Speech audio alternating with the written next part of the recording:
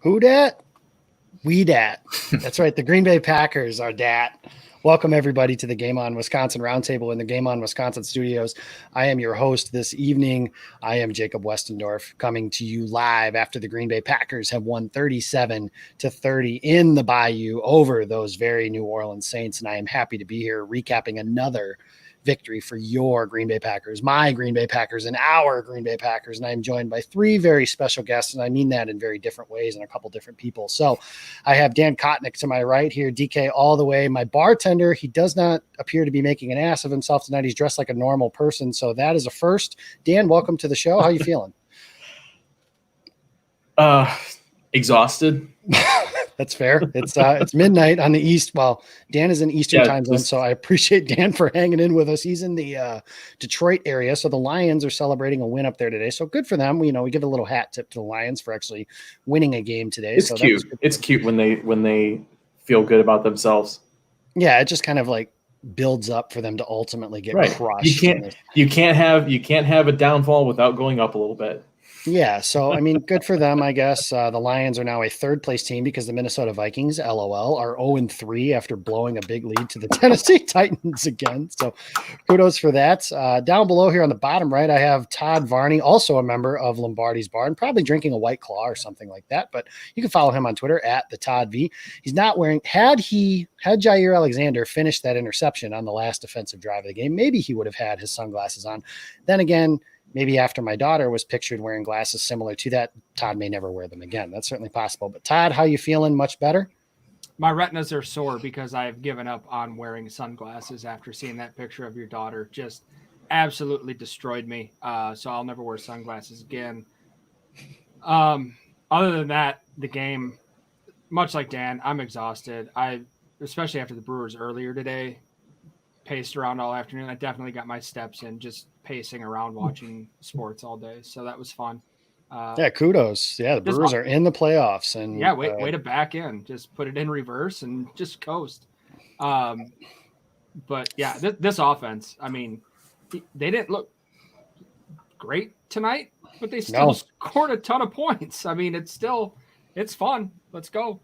Yeah, it is fun, and we'll get to that here in a minute. We have our very special guests, our friends. I was with him on the halftime show, and I said, Ryan, what the hell? How about you join us for the postgame? So that is Ryan Bowman, where you can follow him on Twitter at Ryan Bowman, PWW, which is short for Packers Worldwide, which makes me laugh every time because I'm convinced, even if he denies it, says that is I believe that is a playoff of Step Brothers. So if it's not, Ryan, you can neither confirm nor deny, but if you say it, it's lying. So we prefer to keep that in-house, but there may be elements of truth to what you're saying, Jacob. Absolutely.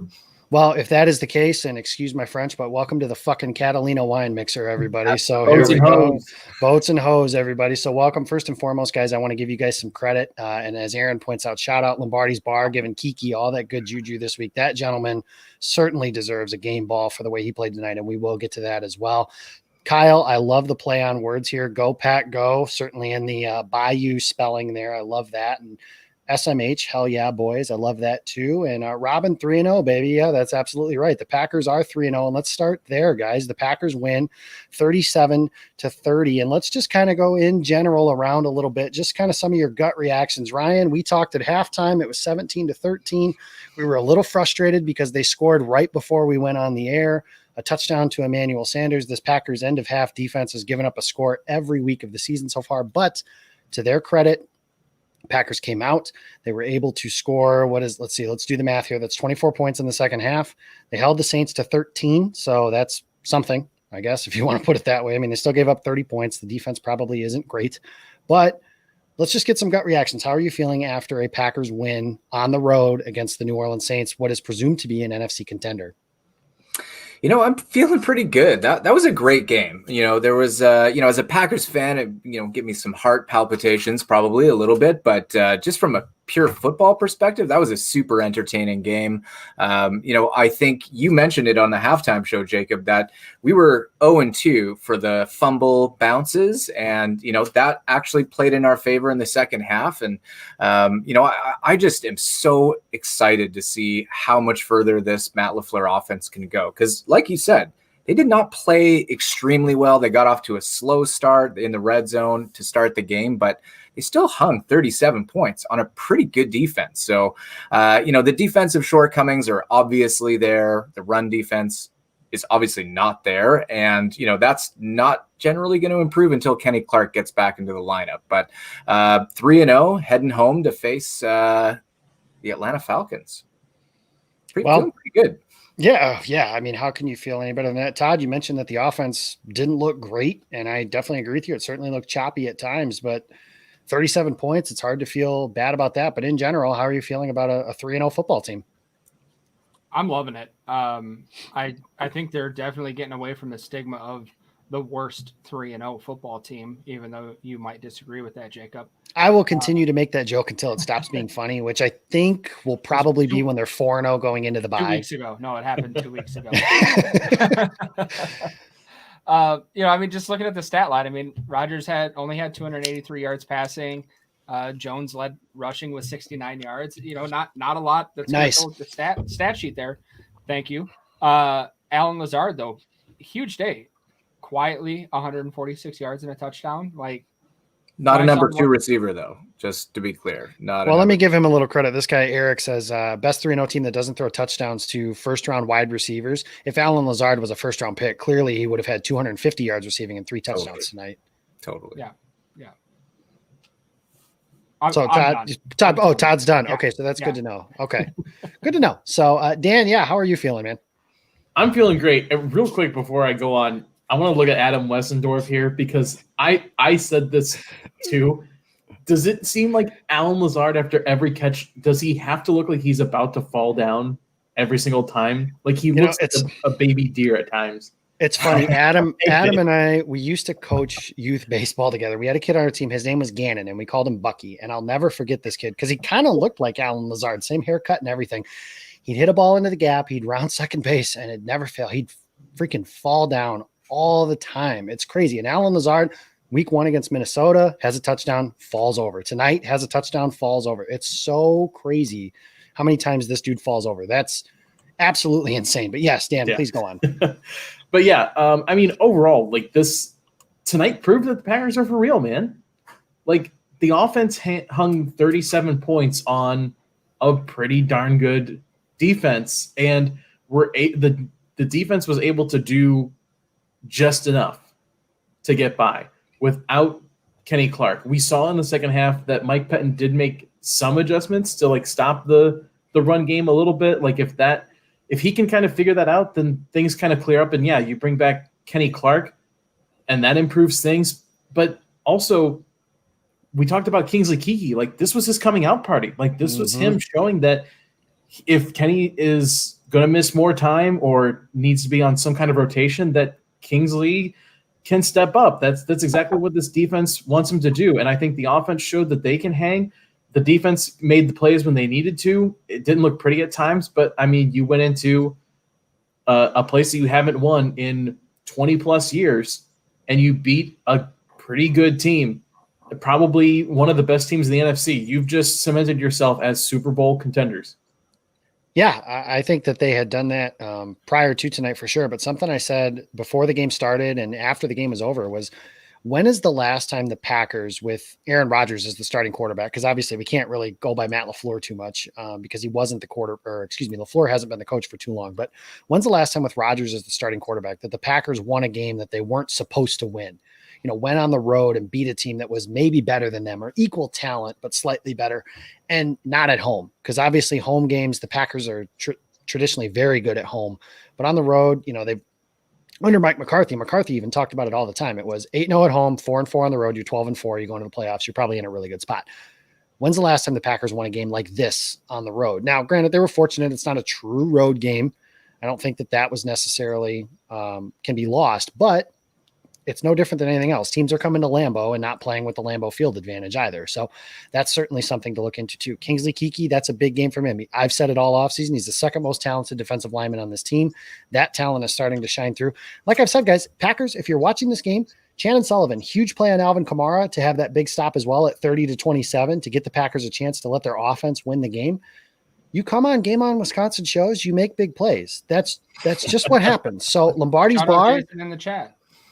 Yeah, shout out Jason in the chat. So we got the Kingsley Kiki Lombardi's Bar bump. That's a thing, guys. There's no way it's not a thing. Kenny Clark comes on Lombardi's Bar. He gets an extension. Got paid. Kingsley Kiki comes on the show. Has a huge night on Sunday Night Football. Shannon Sullivan had a pick 6 last week, comes on the show, has a huge tackle on Alvin Kamara, which is funny. I kind of made the joke. I was like, a moron, before that play said they're throwing a swing pass to Alvin Kamara. And I would like to think if I, a moron, know that before the play starts, that the defense of a professional football team happened to know that as well. To their credit, they executed. But Shannon Sullivan played that really, really well. Kudos to Preston Smith doing something maybe small that won't show up on the stat sheet, but shows up on the scoreboard. My thought in general, it's like Dan said, this team cemented itself as a Super Bowl contender. I think if you looked at the schedule at the beginning of the year, have D-Bacher, Patty, have D-Bacher, Aaron Jones up next. You know what? You know what? I'm gonna make a couple phone calls and see what happened. And then Aaron, like you said, yes. Can we say we predicted the Kiki performance on top of the Jair safety and the Chandon pick 6? So we're gonna predict a blowout win on Monday Night Football next week. But I think that if you looked at the schedule before the season started and said, hey, if they can get to 3-1 at the bye, you're feeling pretty good about that. You probably circled the New Orleans game as one that you maybe thought they were going to lose, or maybe if they steal that one, maybe they trip up a home game against Atlanta if you like their roster, or maybe they lose the opener on the road against Minnesota. You don't know, but 3-1 is looking good. Now the Packers stole one without Devontae, without Kenny Clark, and they have a chance to go 4-0. Now, New Orleans was missing some of their guys too. Marcus Davenport didn't play. Michael Thomas didn't play, but the Packers are missing their best receiver too. And I can promise you there's one thing that I know above anything else, and that is that Saints fans are going to cry, because if there's anything they do better than anyone else in the league is that they cry. So I look forward to that, and I will be drinking Saints fans' tears all week long, and I look forward to that. I hope that's what you're serving in the bar on Wednesday, Dan, so I look forward to that. Before we get into more positives, there was one rather large negative tonight, and I've got to ask you guys. So in 2011, the Packers had the worst defense in the NFL, statistically. There was a play against Tampa Bay at Lambeau Field, and you guys all know which one I'm talking about, where he ran through basically the entire defense. I believe Morgan Burnett missed 2 tackles on the same play and separate yard lines of the field. It was ridiculous. So I must ask, Alvin Kamara or LeGarrette Blount, which play was worse? I'm going with LeGarrette Blount, because Blount is one of those dudes is like, he's just a power back. Kamara's got some shake to him, and that Packers defense was terrible. This defense is talented. It's supposed to be good. And I mean, you look at it, I know a lot of people, it wasn't just Will Redmond, who's like a jag. It was Ty Summers missed a tackle on that play, Jair Alexander, Darnell Savage. There's a lot to be desired from some of these teams' best players throughout that. But I am going with LeGarrette Blount. So guys, kind of make this part quick, because it should be a positive thing throughout the course of the night. But what do you think, Dan? Kamara or Blount? Which play was worse? It's Blount. Just with that lineman running down in front, that's a different scenario. So yeah, it's Blount. Todd? I'm going to go Blount for the simple fact that I don't remember the play, which means my brain has blocked it out to protect myself because it was that bad. So it's got to be Blount. You know, I'm going to be the contrarian here, okay, guys? I'm going to say the Kamara one's worse for me, because that should have been a 2-yard loss. That should have been a really good play. And for all the malign for Mike Pettin's scheme, that was a good scheme. That was the right play call, and they had him, and it was supposed to be a beautifully stopped play. And just, you said it, Jacob. This is a talented defense. It is a really good defense, and some really good players missed the play in front of them multiple times on that play. And I had shades of, you know, like Dom Capers and MD Jennings and things like that happening. I'm going to say this one was pretty bad. Absolutely. It wasn't great. Neither one is good. So, I mean, I think we can all agree on that it was embarrassing both times. Hopefully it never happens again. Thankfully, the play's not going to end up too much on SportsCenter. It's going to be forgotten about because, like I mentioned, the Packers won. So the final score says Green Bay wins. And when you win, they forget about some of the bad stuff that happens. That being said, I hope the Packers find some things they can clean up, because frankly, you ain't winning a Super Bowl. And that's ultimately what we're talking about with this team, if that's how you're going to be tackling. So I could say that you're not going to put up 30 in every single game, but with this offense, who knows? Like Todd mentioned, and we'll get to the offense, but as choppy as it was tonight, they still scored 37 points. I mean, Aaron Jones is their best offensive player, and he didn't even have that great, quote unquote, of a game, and they still scored 37 points. That's still just insane to me. But I cannot go any further on this show because I have been maybe the most vocal person. Well, I can't say in the world because I don't know that, but the Taysom Hill thing is the most annoying thing in the world, and I hate it. And I hate when the Saints do it because I am a firm believer, and it's the same reason I don't like trick plays when the Packers had Randall Cobb. I'm a believer that when you have a Hall of Fame quarterback, that your Hall of Fame quarterback handles the ball on every play. The gimmick crap, the Wildcat stuff, you do that when you don't have a Hall of Fame quarterback, or you do that when your quarterback sucks. Drew Brees doesn't suck. Drew Brees is a first ballot Hall of Famer, and even Drew Brees in his diminished state, it does not suck. The Saints use Taysom Hill way too much. And tonight they get a huge stop. And I said it exactly at the time, Marshawn Lattimore and Malcolm Jenkins. Those are two of the Saints' money players. And they made a money stop on Aaron Jones. It's exactly what happened on 4th and 1. You could debate whether or not that should have been A.J. Dillon, Todd. I know you and I did, and we can certainly talk about that if we'd like to. But they made a money stop. I said one of the Packers' money players on defense has to make plays. And to that point, they had Jair Alexander, Zadarius, Preston Smith. None of those guys had made any big plays. And then Sean Payton put the ball in the hands of Taysom Hill. And after a week of reading how the Packers, there was Ted Thompson's biggest blunder, which that was Ted Thompson's biggest blunder. Like, come on. Ted Thompson is a Packers Hall of Famer. Like, there's no question about that. But he drafted Dayton Jones instead of DeAndre Hopkins. Right. Like, come on. Like, there's more to talk about than Casey Hayward, Micah Hyde. Like those are blunders. Taysom Hill, a $16 million gadget player.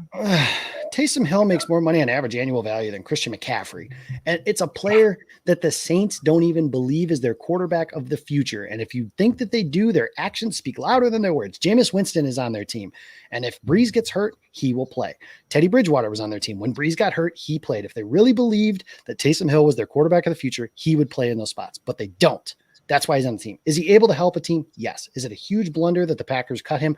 No. Nonetheless, they take the ball out of Drew Brees' hands, and what does Taysom Hill do? He fumbles. Zadarius Smith, who frankly didn't play particularly well tonight, has the biggest play of the game, forces a fumble, takes the ball away from Taysom Hill. And if my daughter wasn't sleeping, my pants would have come off and I would have ran around the room. Nonetheless, she was sleeping, so I had to behave myself. Guys, it's sweet. It's hilarious. It's awesome. I loved it. And I loved Chris Collinsworth pointing out that your Hall of Fame quarterback is standing on the sideline because Sean Payton has been immune to criticism for 10 years for some reason about everything that he does. And this Taysom Hill crap is another thing that he never gets criticized for, other than the only guy I can think of that criticizes him for it is Pete Prisco. And Pete Prisco kind of gets the old man yelling at a cloud designation, which is somewhat deserved sometimes. But in this case, he's right. I loved every second of it. Z taking the ball from him was just wonderful. And the Packers, after being, Ryan, we talked about it at halftime, 0-2 on fumble luck, finally had some fumble luck bounce their way, and it changed the tide of the game. So Ryan, tell me, it was awesome.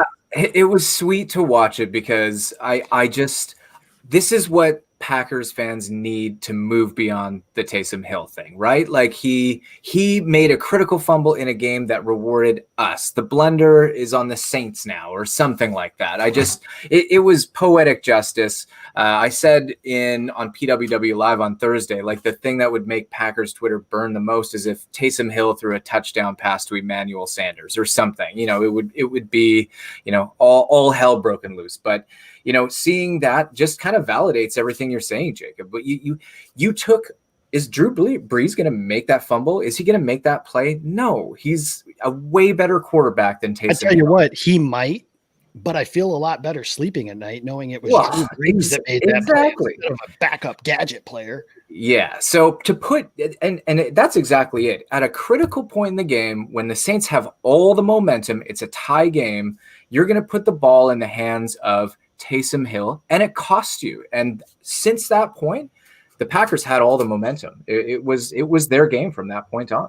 And you know what? Like it wasn't as big of an impact play as that fumble, but go back even earlier. Taysom Hill gets flagged for that offensive pass interference on that. Like that, he was a net negative the entire game. He did not impact the game positively. The Packers keyed on him, and when it came down to the crunch time, he choked. There's no even on the play that, he actually got positive yardage on that run, Collinsworth pointed out that he passed up a wide open receiver right in the middle of the field. Should have been a 20-yard gain, and if you get some yak, who knows? But no, it's a Taysom Hill 6-yard run, and everybody's like, wow, he can do so many things for you. But, he passed up a huge play. So, yeah, you said it, Dan. Like, he's a net negative on the scoring card. Well, and you know who would have made that throw that you're talking about? Oh, I don't know, maybe a first ballot Hall of Famer named Drew Brees. Probably. Matt makes a good point here in the chat too, is that Taysom Hill never would have been used that way in McCarthy's offense. He would have been a backup quarterback. And honestly, with him being a backup quarterback, we really don't know if he would have been better than Brett Hundley or Deshaun Kaiser in a larger sample. We've only seen him in tiny. Let's put it this way, guys. I made the joke during the game. Mohamed Sanu has a career perfect passer rating. Let's just bring him in. He's a free agent right now, I think. He might still be a free agent. Let's just bring him in and let him do the Taysom Hill stuff. It's kind of the same stuff, right? So let's let him come in and throw some passes and run some zone read stuff with Aaron Jones and Jamal Williams or whoever in the backfield. But Dan, pile on. I'm all for it. So go on.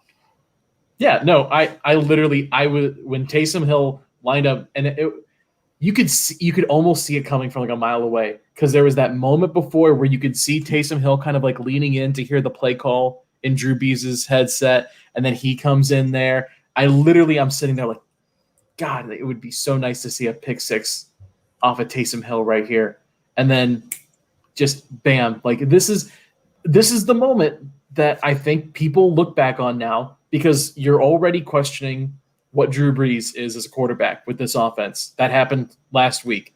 And the defense got destroyed now. The defense has had 30-plus games now, back-to-back games. So this team is already being questioned, and now I think the blame starts to get directed more towards Sean Payton, because you have an opportunity at home when you're tied, and you're putting in this gadget guy, and it's starting to hurt us now. Are you getting too cute with this? Have you lost your touch with this team? Is this the beginning of the end? And this could be a moment that we look back on.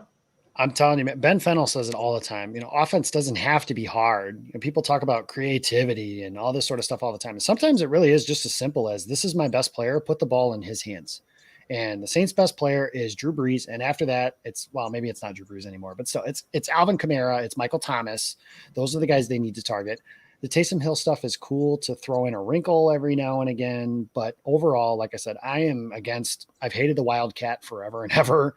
I've hated it since its inception. I'm glad that Green Bay doesn't run any of that garbage. Like I said, when they ran it with Brett Hundley at the helm, and they did run some of that stuff when Hundley was playing, it's because Brett Hundley sucked. And that's why.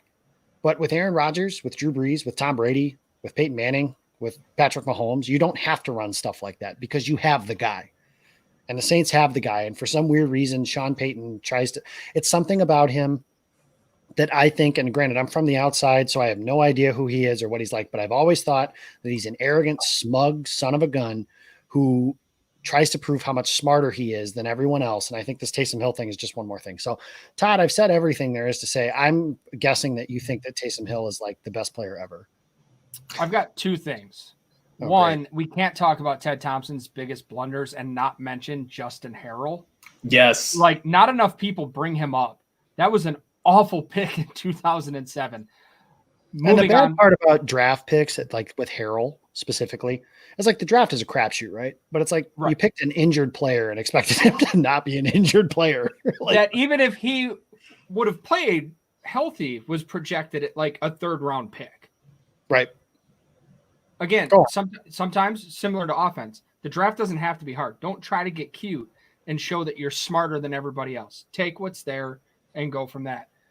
Jumping in kind of with what Matt said when you brought it up, I tweeted it out the other day. I think the reason Packer fans are so fixated on Taysom Hill is because they see a couple exciting, creative plays from him, which we haven't seen in a McCarthy offense. Until LaFleur came in, we were completely devoid of any creativity on offense for the last decade, other than, hey, let's spread it out and just, let Rodgers go nuts from 11 to 14. And there was nothing there. There was no creativity to it. So I think then Packer fans go, well, here was a guy that we liked in the preseason. We know how Packer fans love preseason heroes. Night of All-Stars. Yeah.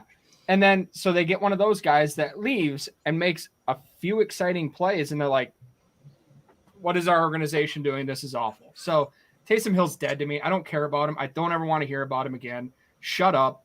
Get him out of here. Next topic, please. Yeah, it was great. It was honestly almost perfect. It's like if I could draw it up, it's almost the best way for the Packers to win this kind of game, right? Like if I could draw up how to beat the Seahawks in a playoff game, it would be us recovering an onside kick and then Russell Wilson throwing a pick six or something stupid like that. Cause I hate Russell Wilson too, but that's beside the point. I've got too much vitriol built up on everything like that. Real quick question before we move on. Patty who? I'm probably butchering that, but Snacks is visiting Seattle tomorrow, Wednesday. What are the chances of Green Bay getting in on this? According to Ross Uglum of Packer Report, they already have, and they made the biggest offer, or the most lucrative offer in terms of signing salary in terms of to Snacks Harrison. It's just a question as to whether or not he wants to play in somewhere like Green Bay. So, unfortunately, it's not as simple as Madden, where you offer a player the most money and he comes.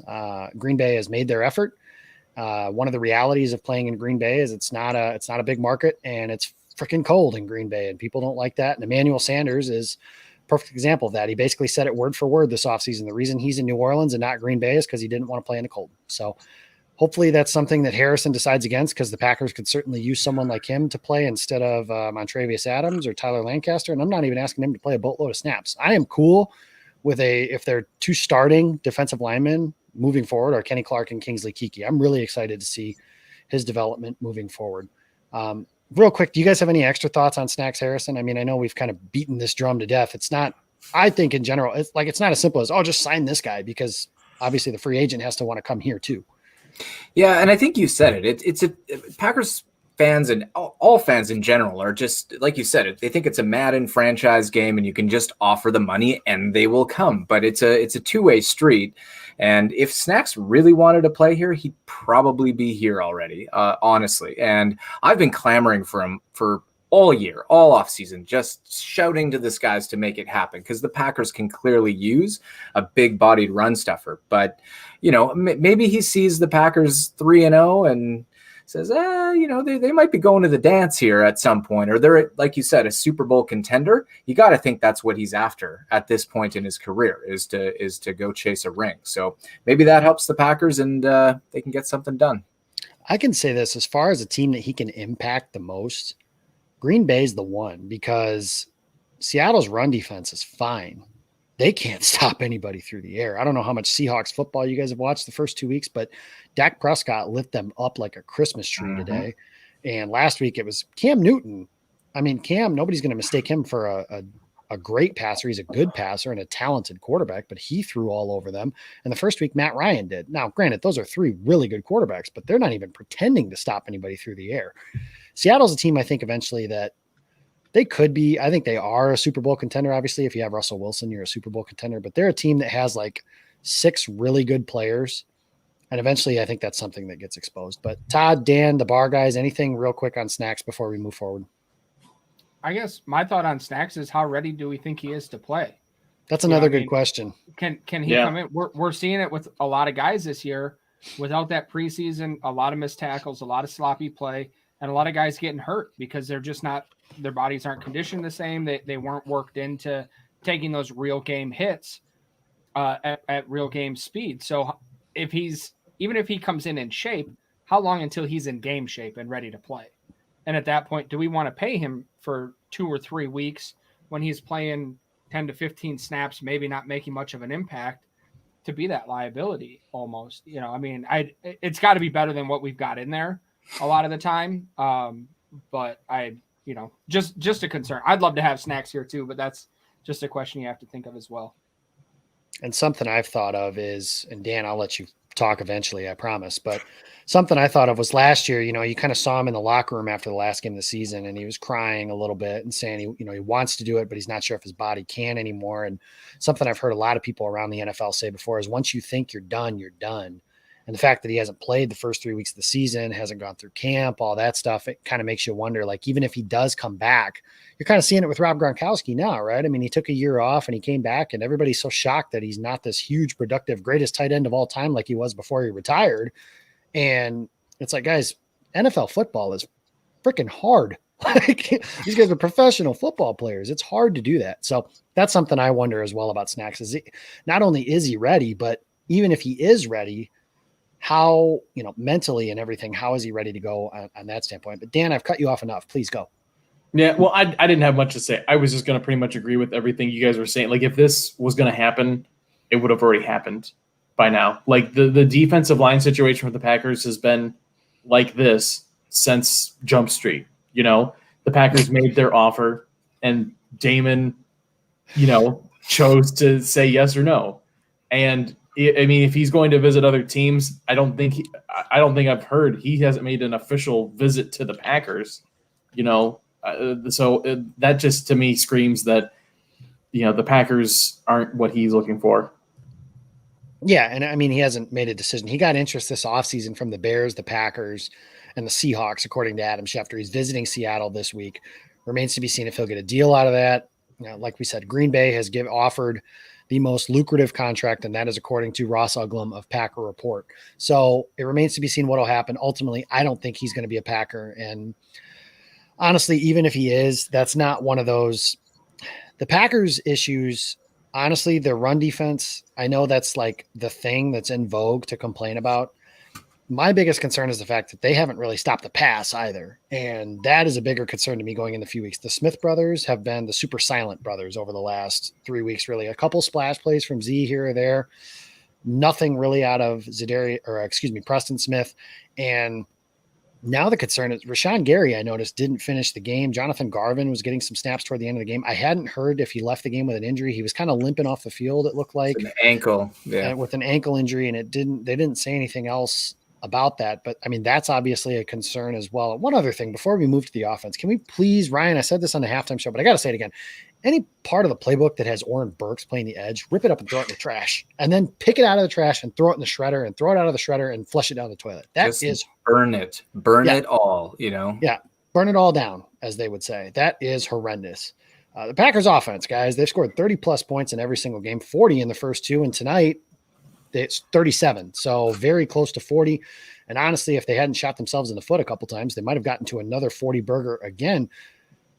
It's not the 2011 offense. And I don't want to start comparing it to that because that 2011 offense is the best Packers offense I've ever seen. But 2014, that offense was really, really good. And honestly, I think this offense it's better from a balance standpoint because I think the running game is better than it was in 2014. And for those of you guys that don't remember, that was peak Eddie Lacy and James Starks. I think the duo here of Aaron Jones is better than Eddie Lacy was that year. And Jamal Williams might be better than James Starks. And if and when we ever get to see AJ Dillon, that might be something that becomes to that point too. But Todd, you mentioned that the offense was choppy throughout the course of the game. And I agree with you, but what did you see from the offense tonight that really has, what's your analysis of the offense's performance throughout the course of the night without Devontae Adams? Yeah, I think they played, considering they didn't have Devontae gives you a lot of those easy, 2nd and 6. You're going to move the sticks right there. You don't have to worry about a 3rd and long. I'm just looking through it right now. They only punted once and had 1 turnover on downs. I feel it felt similar to the offense, from 2 or 3 years ago where they just never seemed to get on track. And even last year, there were games where they just never meshed. They couldn't get a flow going to it. And it kind of felt like that. But then to look and see, they scored on all but 2 drives other than, they ended the half and then ended the game, obviously, with the ball. But to see them come out without Devontae Adams and still be able to move the ball at will. The red zone play calling is kind of suspect, especially with, inside the 10. It looks like I'm going to go back on what I said earlier about a creative playbook. Sometimes, Jacob, you and I talked about it on Twitter a little bit regarding that 4th down call. You just get the big guys in there and just push it. Let our big guys beat their big guys. We've got some punishing running backs. We've got 8, 10 tight ends and H-back, fullback types on the team. Go in there and punish them. And sometimes we come out in those shotgun single back sets from the 2-yard line and you're like, what is this? So I think that's where we kind of shot ourselves in the foot tonight. I honestly, when it was 27-27, thought to myself, it's going to take 40 points to win this game.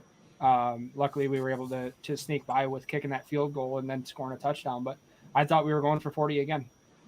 Yeah, and they honestly, if the Saints had tied the game, they probably would have, because the Packers offense, I mean, to their credit, you look at this. I mean, I'm looking at the box score right now. Aaron Jones, 69 yards rushing, which I mentioned earlier is very nice. Yes, thank you.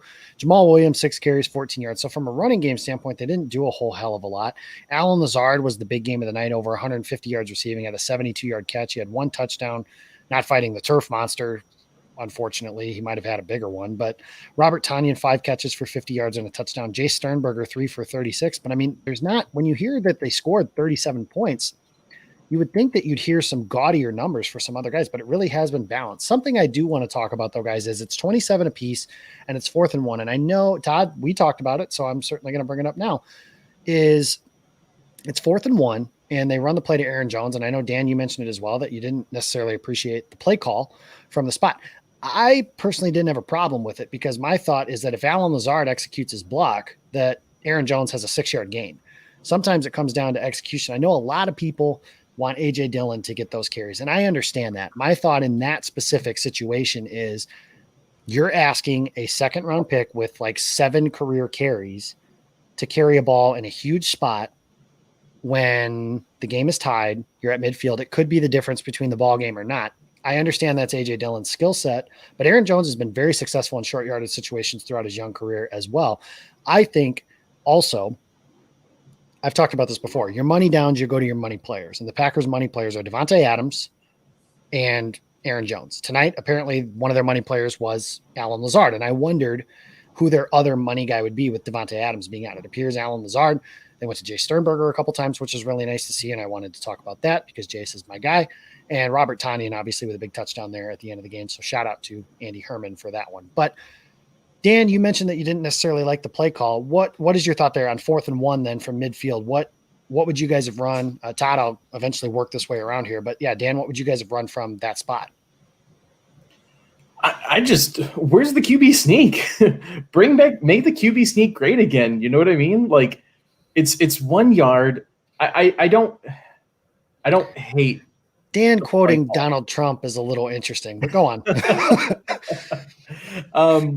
Yeah, like you said, it's not the worst play call. Like we've seen some terrible ones, but at the same time, it's like it's 1 yard. Just take it and go just right up the middle, hike the ball and fall forward. Like I just that's what I would have done. I think I think that the NFL in general is like kind of like gotten away from that, where you get up to the line of scrimmage, quick snap, go right across the middle. I would love to see that more. I don't hate this play. I think you kind of turned me on it. Yeah, I think if that gets executed a little bit better, that play works a lot better, and we were having a different conversation about it. But I'm a fan of the sneak. I would have gone sneak, but this is Monday morning quarterbacking on an offense that went 37 points today, so I won't complain too much about it. Isn't that why we're here, though? We're supposed to Monday morning. Oh, yeah, that's true. And I'm smarter than Matt LaFleur in that position. So, I mean, that's why we're here, right? That's why you guys are coming to watch us, because clearly I played 2 minutes of varsity football in a shitty high school conference and ran the wishbone. So that's what we can do. So, Todd, you mentioned it. I think you kind of said it. You would have just lined up your horses and put A.J. Dillon back there and let our big guys beat their big guys. So I guess the difference that you would have made is the play call is not necessarily the problem. You would have just given it to A.J. Dillon instead of Aaron Jones, right? Yeah, similar to what Dan's saying is let our big guys beat their big guys. You know, let them do what they do best.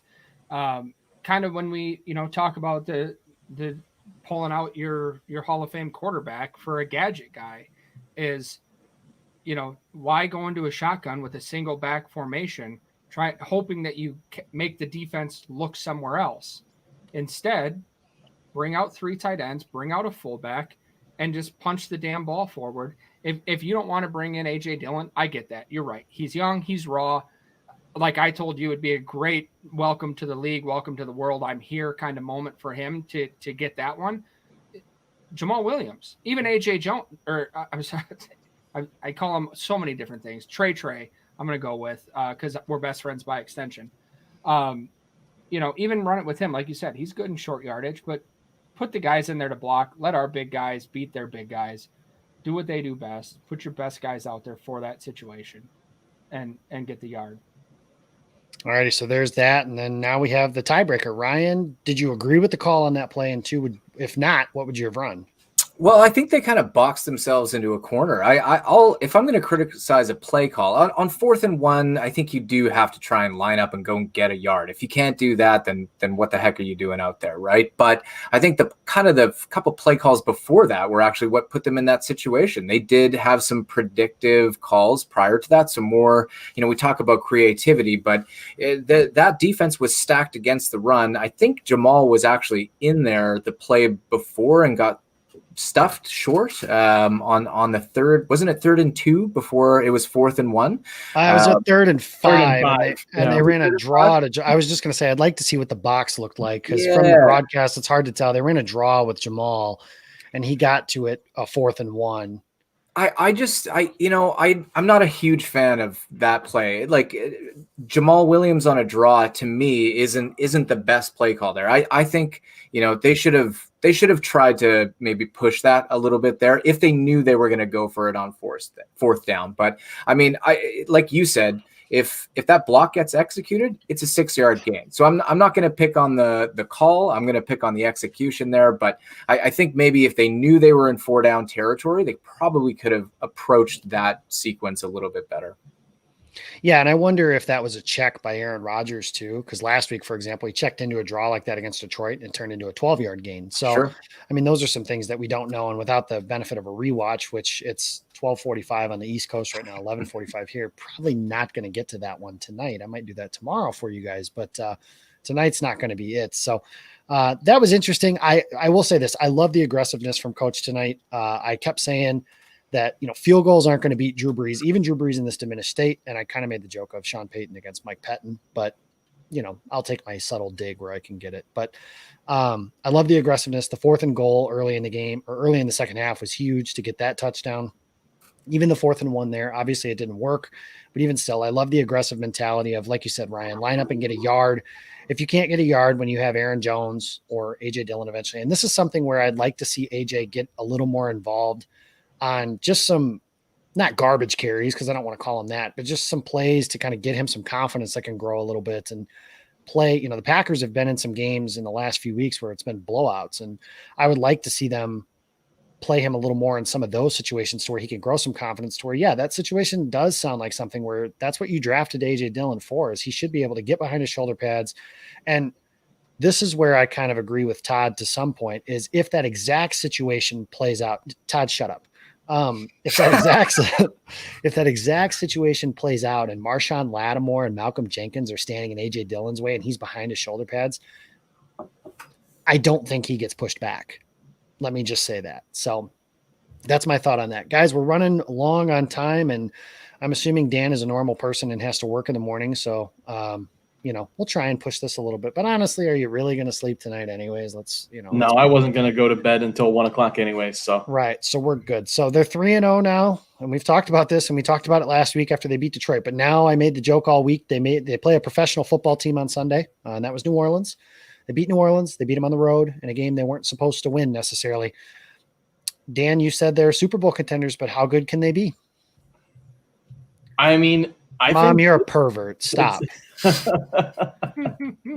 She only likes AJ Dillon because of his butt. It's his butt. A nice butt. She's not wrong. Yeah. Todd, don't Shout encourage her. Hey, she's got good taste. No, I think tonight's what we saw. This is. I think what we saw tonight is the best that this team can be, and I mean that in the way of execution. Pretty much on all fronts. I think the run defense can be a little bit better, and the offense can probably execute a little bit better too. But the whole flow of this team worked exactly like how it's supposed to be set up. Like this is. Can you imagine if we went into this game today with the roster that we had with Mike McCarthy as coach? Like this doesn't happen with the Mike McCarthy-led offense. This offense that we saw today, this is how it's supposed to run. It's not dependent on having the better players. It's having the better scheme. And it just so helps that you have one of the best quarterbacks And when healthy, you have one of the best wide receivers and you have one of the best running backs. It helps to have that in the scheme, but this scheme is what makes it work. This is what the offense looks like when it's running at full capacity. And it really can only get better from here. I think it's just gravy on top of it to add Adams into some of those other roles that maybe passes went to other places. The defense can play a little bit better, but I think overall it's doing what it's supposed to do. It created turnovers at big moments and did what it could to limit Alvin Kamara. All the terrible run aside, like this is what we expected out of the plan for when they brought in Matt LaFleur. This is what we expected. This is as good as they can be, and this is a team that's good enough to beat anybody, I think. Yeah, I agree. I think you've seen a team that can go score for score with a team like, because here's the reality, guys. If Green Bay gets to the Super Bowl, they're going to play Kansas City or they're going to play Baltimore. And let me give you, or a team, maybe Pittsburgh, but probably Kansas City or Baltimore. Let me give you a news flash. It doesn't matter how good your defense is. You ain't stopping Patty Mahomes or Lamar Jackson, not for an entire game. So you got to be able to go score for score with those teams. And the Packers can. It's a game they couldn't win last year. The Packers couldn't win a shootout last year, and they didn't. So whenever a team got into a game where they were kind of running it into a track meet, the Packers defense was the reason they went 13-3 last year. Now the defense so far has regressed through 3 games. Now it remains to be seen if that's something that can happen. There are some things that can happen. If Adrian Amos and Darnell Savage play better, that would be a huge first start. If the Super Smith brothers reemerge, that would be a huge start. I agree with Dan. I think it's a Super Bowl contender. And I think that's something we kind of talked about this. And I know you guys are going to talk about it at the bar on Wednesday, but can we stop talking about the things the Packers don't have? Can we stop talking about Justin Jefferson? And granted, Justin Jefferson's awesome. He's going to be great. But can we stop talking about how they didn't draft a receiver? They've scored 30 fucking points in the first 3 games.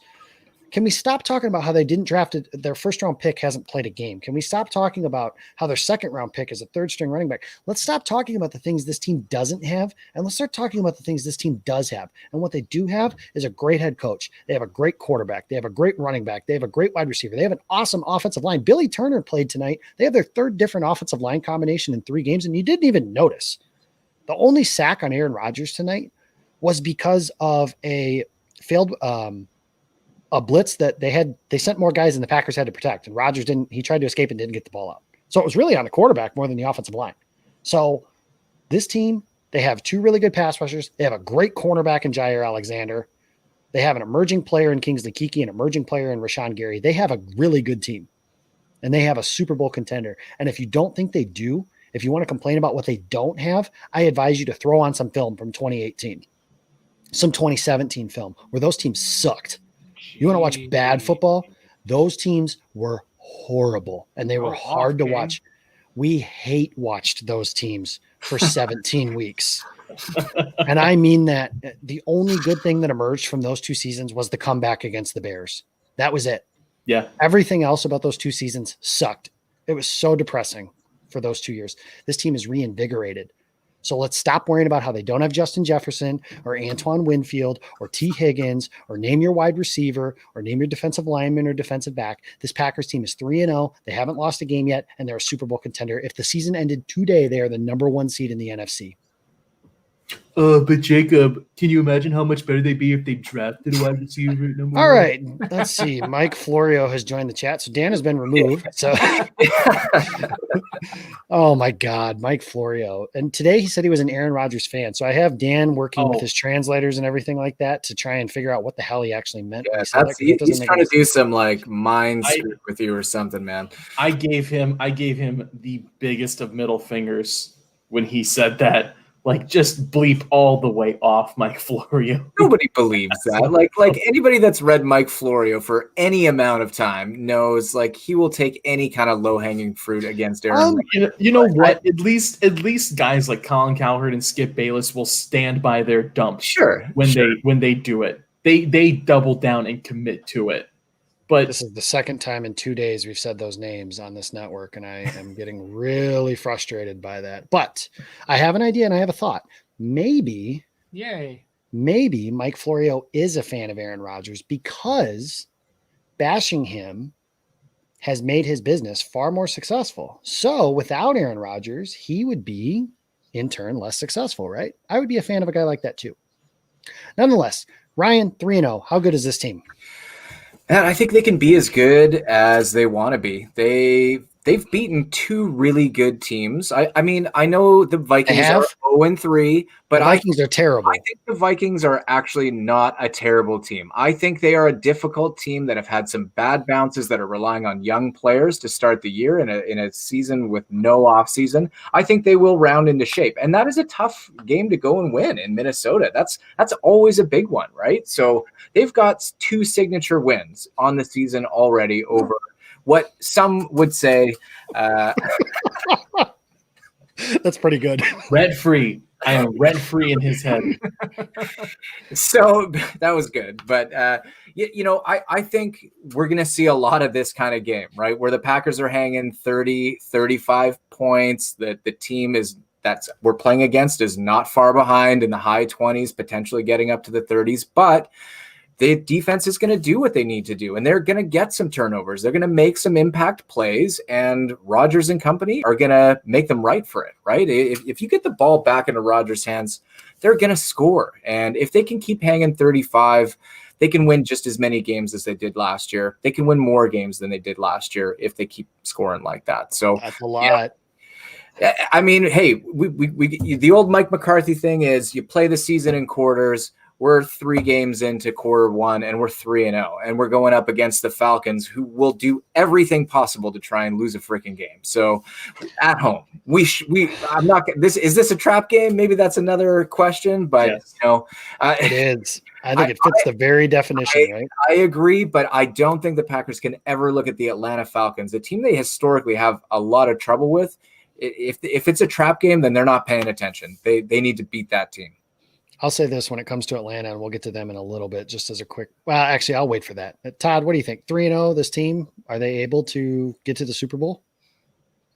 I mean, the graphic you put up was 3-0. How good could they be? Legitimately 16-0, considering what they're at right now. I pulled up their schedule. I mean, stop me when you hear a loss. Falcons, at Buccaneers, at Texans, Vikings, at 49ers. There. Okay, so I looked at that because that is a Thursday night game in California. However, they play Sunday at Seattle.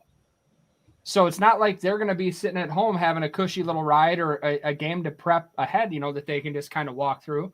They've got a tough game on Sunday, and those are always physical games that they're going to jump back in and play us on Thursday. And let's remember, like we just said, this was the first game we've seen a Packer team go on the road and win a game that they're not expected to win. That could change the tone for this, especially if they go down. I mean, at Tampa Bay, that's going to be a good show for them coming off the bye. The Texans aren't slouches. That's a good game for them to go in. They go in and win those. That confidence just keeps building. I think, like Ryan said, the Vikings are a young team relying on, a lot of inexperienced guys with no offseason, no preseason. I think they're going to get better. But, I mean, so after that 49ers game, you're looking Jags, Colts, Bears, Eagles, Lions, Panthers, Titans, and Bears again.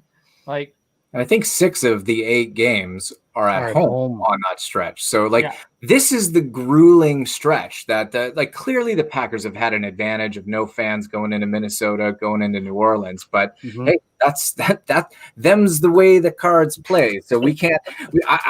If we catch a break with that, I ain't gonna complain about it. So, listen, we didn't make the schedule, and honestly, when the schedule was made, there have been plenty of time where the Packers have had to go into a freaking hornet's nest at the beginning of the season. So, I agree with Todd. I think this team can be as good as they want to be. You look at that stretch. The big one is at Houston, home against Minnesota, Thursday night against San Francisco. If they can get 2 of those 3 games, then you're talking about, I think Minnesota is actually going to be worse than they were the first game of the season. I know Ryan just said he thinks they're a good team. I think they suck. And I think Anthony Barr is out now, and God knows who else is going to be out by that point. Green Bay should have Clark and Devontae back by then. That'll certainly help them. Obviously, injuries play a role in all of this. If Aaron Rodgers, knock on wood, gets hurt tomorrow, then, that's kind of a big deal. But if the quarterback is healthy, You just mentioned it, Todd. The only game really, and honestly, the 49ers game, the reason I bring that up is one, stylistically, they're a nightmare for the Packers. Two, it's a Thursday night game coming off of a Sunday game and they're on the road. Typically those games don't go well for the road team just in general. So that might be interesting. Then you kind of go down the road. Jacksonville's terrible. Indianapolis, I don't think is very good. Sorry, Mom. The Bears, obviously, the Bears are 3-0 and I have no idea how. Are they Kudos the to them. 3-0 team ever? You know, it's kind of funny. I am watching, and I will say this, Packers fans that are still watching with us, and I appreciate you guys sticking around. I will say this. Don't do the thing to the Bears that we hated last year. Don't say that they're the worst 3-0 team or anything like that, because 3-0 is still 3-0. And regardless of how they got there, those 3 wins count. And they're going to be 3-0 when they take the field next week. I love when Bears fans gas themselves up and they get just right and they're like, we're good, and then they just like 6-9. And that very well could happen. So, I mean, obviously the Bears, they play them on the 29th. That'll be a Sunday night game. I think the Packers can certainly beat the Bears. They do that very, very often. And I think the Packers have lost to the Bears like 12 times total in my lifetime. That's not a lot of times for those of you that are good at math. You get into December, the Eagles suck, and they shouldn't. I have no idea why they do, but they do. The Lions, I think, will have quit on Matt Patricia by then. And I don't want to get too far ahead of ourselves. Ultimately, the Packers are 3-0, and that's what matters the most. Let's go to Atlanta real quick as the final quick segment of this show, but a quick look ahead here to Atlanta. Monday Night Football in Green Bay next week. I will say this with Atlanta. Their offense is dynamite. Their offense is better than the one Green Bay played tonight. So I want everybody in the comments and everybody watching and everybody listening to remember this when I say this. It is going to be okay when the Falcons score points because their offense is really good. Matt Ryan is good. Their offensive line is pretty good. Julio Jones, if he plays, is awesome. Even if he doesn't play, Calvin Ridley is awesome. Todd Gurley has done enough for them. Brian Hill is a nice little pass catching back that they have. Todd ruins everything, as you can see. But this is another one of those games where the Packers are going to have to win with their offense scoring points. Now, the good news for the Packers going into next week is Atlanta's defense is rancid and absolutely terrible. For those of you that Nick Foles threw 3 touchdown passes, and it very easily could have been 5 in the second half today. The Bears dropped one, and they had one that was called an interception, which very easily could have been called a touchdown as well. So, and Nick Foles is not Aaron Rodgers, even though they have the same amount of Super Bowl MVPs, which I'm sure a Bears fan will point out to me at some point throughout the course of the season. But kudos to Nick Foles and them for getting a win on that point. I think the Packers, you have to feel good about their chances. Obviously, the Falcons are 0-3. They might fire their coach tomorrow morning. At this point, I feel for Dan Quinn. I feel for that team. The Falcons. I hope not. But the Packers. Yeah, I want to be the ones that do Give it. him one more week. Sure, Yeah, why not? we want to put him in the body bag. There we go. So that Falcons team is very talented. They're down. They have one defensive back that they put on the reserve COVID-19 list this week, so he won't play next week. They had a couple more guys get injured today. They don't have any pass rushers. I mean, it's just a rough go for this Falcons team right now, but their offense is very talented, so they can match score for score with this Packers team if they need to. But ultimately, you got to feel good about Green Bay's chances. Dan, what are your thoughts real quick, or did I just basically suck up all the talking points? No, I think you hit it. I hope that Aaron Rodgers lets this team know that you can't underestimate them because he's seen what they can do. Go back to that NFC Championship game just a couple of years ago. This team can put up points. They are dangerous. I mean, even what was it?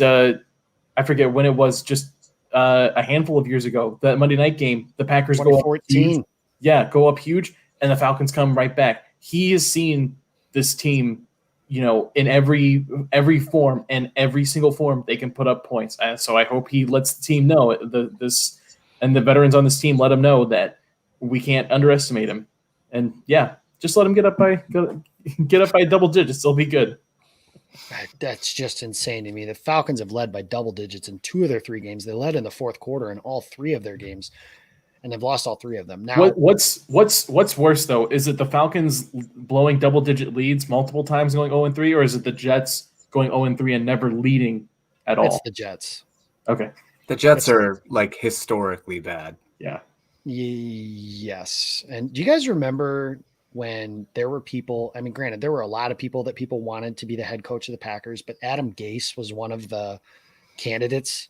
And everybody was like, oh yeah, that'd be a great hire. And he is rancid. I know I've just used that word a couple times, but he's awful. It applies. It applies very well. Like what everything that he does is horrible. I have not, like, from personnel decisions to play calling to just how to manage a team to press conferences, being sober or whatever the heck he was on during that. I don't know, but like it's just a hot mess.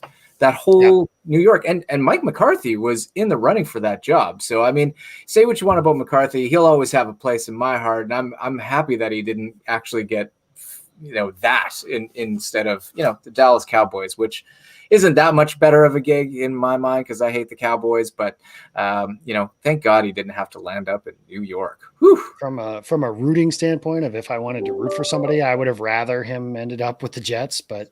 The way I think about Adam Gase is I think about a scene from Family Guy where they do a parody of the Wizard of Oz.